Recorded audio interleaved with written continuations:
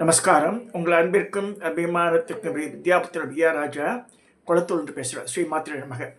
இதனுடைய 822வது வீடியோ. இந்த வீடியோ என்ன பார்க்க போகிறோன்னா, காரைக்குடியில் இருக்கக்கூடிய கொப்புடை மாரியம்மன்ற அம்பாளை பார்க்க போகிறோம். இப்போ காமிக்கிறேன் பாருங்க. இந்த அம்பாளை மாரியம்மனை இப்போ உங்களுக்கு காமிக்கிறேன். கொப்புன்றது காதில் போடக்கூடிய ஒரு அடிகானது, காதில் போடக்கூடிய ஒரு அணிகலன். அதுதான் கொப்பு. அதாவது இங்கே கீழே போட்டு தாடங்கம் தோடு, இந்த இடத்துல மேல் பாகத்தில் போடக்கூடிய ஒரு அணிகலன் தான் கொப்புன்னு பேர். அது கும்பிடா ஒரு குங்குமச்சிம்பிள் மாதிரி இருக்கும், அதில் திரு இருக்கும் போட்டு பாதை. ஸோ அந்த கொப்புடை மாரியம்மன் சொன்னது அந்த அம்பாளுக்கு அந்த மாதிரி இருக்குது. இங்கே காரைக்குடியில் இருக்க அம்பாளுக்கு இதில் என்ன, சிதம்பரத்தில் எப்படி மூலஸ்தான விக்கிரகம் எப்படி அதுவே தான் தேரில் வரும். ஸோ இதில் பாருங்கள், இந்த மாரியம்மனுக்கு இந்த கொப்புன்றது இங்கே இந்த காதில் மேல் மடலில் இருக்குது பாருங்கள். இந்த பூவாட்டம் இருக்கு இல்லையா, அதுதான் கொப்புன்னு பேர். கொப்புடை அம்மன் அப்படி பேர். நம்ம வச்சிருமா அதை எத்தனை பேர் கொப்புடை அம்மன்றது இந்த கொப்புன்ற அணிகளை போட்டிருக்கா. ஸோ இந்த அம்பாள் ரொம்ப வரப்பிரசாதியாக சொல்லப்படுறது. அவள் இந்த சேச்சியோட ஒரு கையில் சூலம் வச்சுட்டுருக்கா, இந்த கையில் பாசம் வச்சுட்டுருக்கா.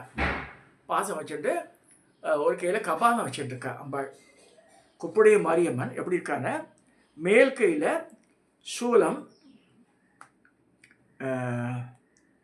பாசம் ஒரு கையில், ஒரு கை அபயம் காமிக்கிறா. அபயம் கபாலம்.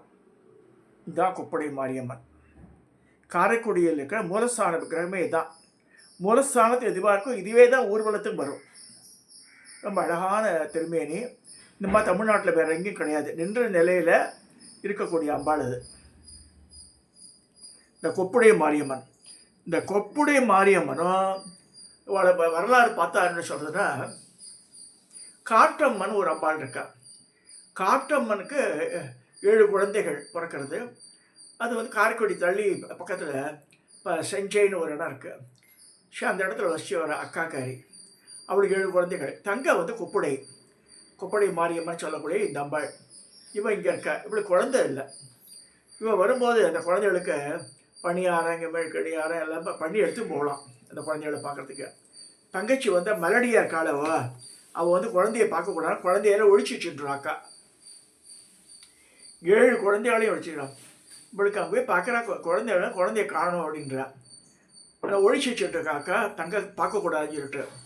ஸோ அப்போ என்ன செய்யற, கோபம் என்ன பண்ணுறாவோ, தான் எடுத்துன்னு போன தென்பண்டங்களை அங்கேயே போட்டுட்டு அவளெல்லாம் கல்லாக மாதிரி ஒழிச்சு வச்சுட்டா இல்லையா. நீங்கள்லாம் கல்லாக மாறிக்காதவன்னு சொல்லும்போது எல்லா குழந்தைகளும் 7 குழந்தைகளும் கல்லாக மாறிடுத்து கோபத்தோட காரைக்குடிக்கு வந்துடுறாவும். அவள் தான் அம்பாளாக மாறுறான்னு சொல்லப்படுறது.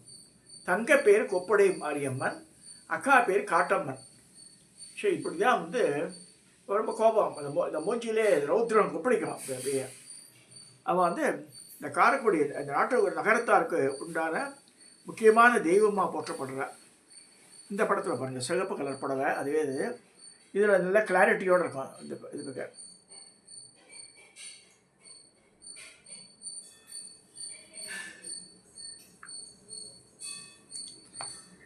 இப்போயே மூலஸ்தானத்தில் இந்த இதெல்லாம் இப்போ என்ன கவசம்லாம் சாத்திருக்கேன்.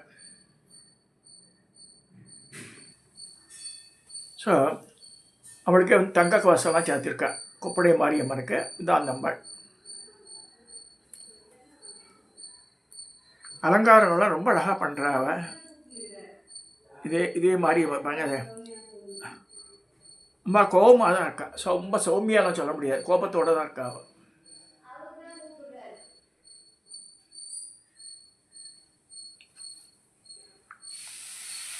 இது கோவில், 3 நிலை ராஜகோபுரத்தோட கோவில். கொப்புடை மாரியம்மன் காரைக்குடி. அது நகரத்தார் கோவிலில் ஒன்று காரைக்குடி. முக்கியமான நகரம் அது.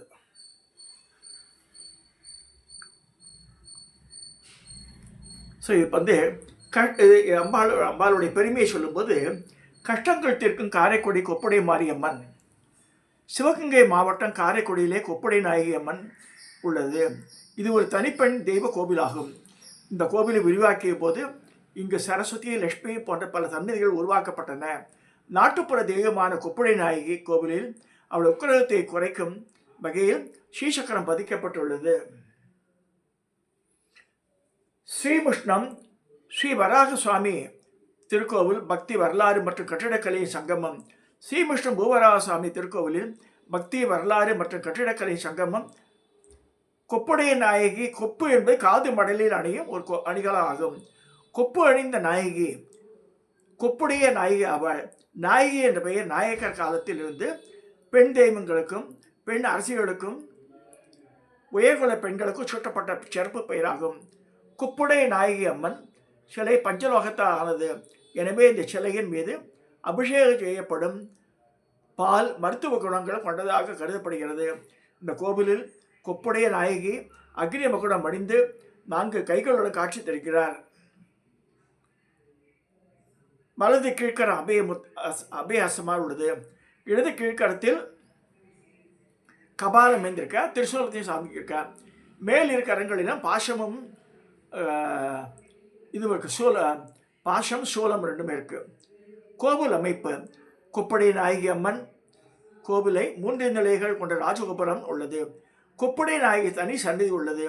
இங்கே காவல் தெய்வமாக கருப்பண்ணசாமி குதிரை மீது வீற்றிருக்கிறார். அவருக்கு மன்னிக்கலாம். வலதுபுறத்தில் முருகன் தண்டாயுத மணியாக காட்சியளிக்கிறார். கன்னி மூலையில் கணபதியை தனி சன்னதி கொண்டுள்ளார். மேலும் காசி விசாலாட்சி, விஸ்வநாதர், ஆஞ்சநேய சன்னதி, தட்சிணாமூர்த்தி, சண்டிகேஸ்வரர், பைரவர் ஆகியோருக்கு தனித்தனி சன்னதிகள் உள்ளது. தனி அம்மன் கோவிலிலே சிவன் கோவில் இருக்கும் திருச்சுற்று தெய்வங்களை நிறுவி அவற்றுக்கு தனி சன்னதிகள் ஏற்படுத்தும் சமய மரபு இந்த கோவிலும் பின்பற்றப்படுகிறது. குடி தெய்வம் கோவில் இந்து சமய அறநிலை கட்டுப்பாட்டின் கீழ் இருந்தாலும் நாட்டுக்கோட்டை செட்டியாரில் அறங்காவலர்கள் இருந்து வருகின்றனர். இந்த தெய்வமர்களும் குடி தெய்வமாக கிளான் டெய்ட்டியாக விளங்குகிறது. காரைக்குடியில் வாழும் வணிக சமூகத்தினர் இந்த கோவிலுக்கு வந்து தங்கள் கடை சாவியை வைத்து அம்பாகிட்ட வச்சு பூஜை படுத்து போகலாம். வெளிப்பாட்டின் பலன்.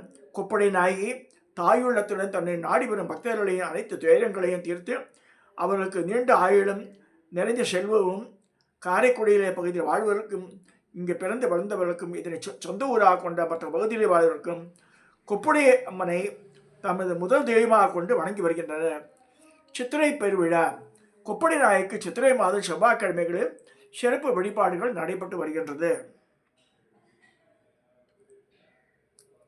அன்றைக்கி வந்து செட்டியார்கள் நல்லா வருவாங்க. பெருந்திருவிழாக்கு காரைக்குடி வருவார்கள். பூர்வீக வீட்டிற்கு வந்து தங்கி பொங்கல் வைத்து அம்மனை வணங்கி அருள்பட்டு செல்வார்கள். சித்திரை பெருந்திருவிழா சித்திரை கடைசி வெள்ளி முதல் வைகாசி முதல் வாரம் உடைய 10 நாட்கள் மிகச் சிறப்பாக நடைபெறும். பூசொரிதல். சித்திரை மாதத்தில் 4 செவ்வாய்கள் மட்டுமே வந்தால் 2வது செவ்வாய்க்கிழமை அன்று பூச்சொரிதல் நடைபெறும். சித்திரையில் 5 செவ்வாய்க்கிழமைகள் வந்தால் 3வது செவ்வாய்க்கிழமை பூச்சொரிதல் நடக்கும். பூச்சொரிதல் விழா என்பது இந்த பகுதி வாழ் பெண்கள் பெரிய பெரிய தாம்பாங்களை பூக்களை கொண்டு வந்து அம்மனுக்கு காணிக்கையாக அன்று அவர்கள் மீது சொரியப்படும் மலர்களை அளவுக்கு அவர் சிலையை மூடிவிடும் அளவுக்கு சொரிவாளாம். பூசாரியை எடுத்துகிட்டே இருப்பாராம். அன்று முழுக்க கொப்புடை நாயகி மலர் குவியலில் காட்சியளிப்பார். இந்த மாதிரி அந்த அம்பாள் வந்து தனி சக்தியாக வந்து காரைக்குடியில் விளங்கி எல்லா மக்களையும் வாழ்விக்கிறான்னு சொல்லப்படுது. திரு விவேக் சர்வேசன் தான் இந்த ஆர்டிகல் அனுப்பிச்சாருது. ப்ளஸ் எக்ஸ்ட்ரா திங்ஸ் டேக்கன் பண்ணது இது கூகுளில் அடுத்த நாள். ஸோ இது ரொம்ப நாள் நான் ஒரு 40 வருஷத்துக்கு முன்னாடியே படிச்சிருக்கேன் இந்த ஆர்டிகல் எல்லாம் பற்றி. ஏன்னா எனக்கு நண்பர்கள்லாம் நாட்டுக்கோட்டை நகரத்தார் சமூகத்தை சேர்ந்த நிறைய பேர் இருக்கா எனக்கு. ஷவாலாம் சொல்லுவாள் காரைக்குடி வாங்குன்னு. நான் தான் போகல. சுப்பிரமணியம் அங்கே இருக்கும்போதெல்லாம் கூப்பிட்டுருந்தார். நாகப்பன் சொல்லுவார், பட் போகிறதுக்கு நேரம் வர வேண்டாமா, அங்கே போய் ஒரு நாள் தங்கணும் ஆசை. பெரிய பிரம்மாண்டமான இப்படி அரண்மனையாட்ட வீடுகள்லாம் இருக்கும் அங்கெல்லாம். ஸோ இந்த செட்டியார் சமூகத்துக்கு நாட்டுக்கோட்டை செட்டியார் அவளுக்கு முக்கியமான தெய்வமாக போற்றப்படுற இந்த கொப்புடை நாயகி. இதை சொல்லி இந்த பதிவை நான் நிறைவு செய்கிறேன். சப்ஸ்கிரைப் பண்ணுங்க, ஷேர் பண்ணுங்க, லைக் பண்ணுங்க.